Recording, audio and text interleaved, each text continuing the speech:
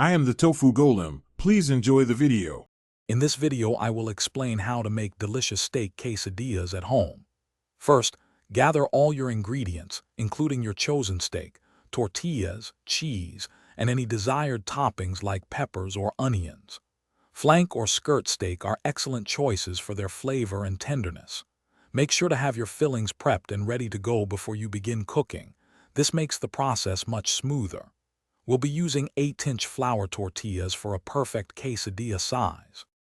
Now let's get that steak ready. Season your flank or skirt steak generously with your favorite spices, such as cumin, garlic powder, and salt on both sides.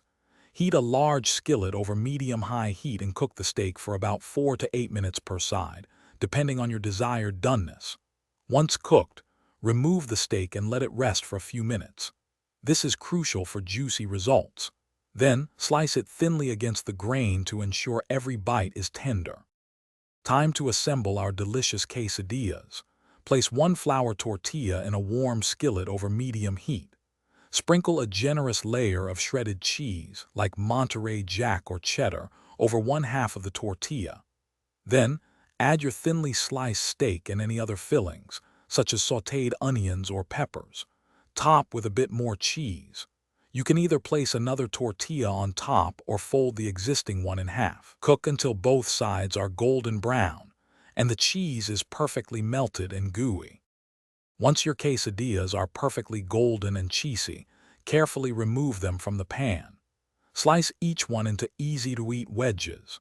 Serve them immediately with your favorite toppings, such as fresh salsa, creamy guacamole, or cool sour cream. These additions truly elevate the experience.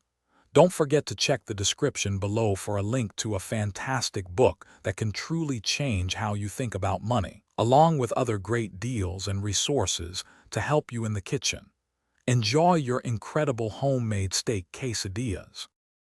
Thanks for watching. Consider subscribing if we helped you today.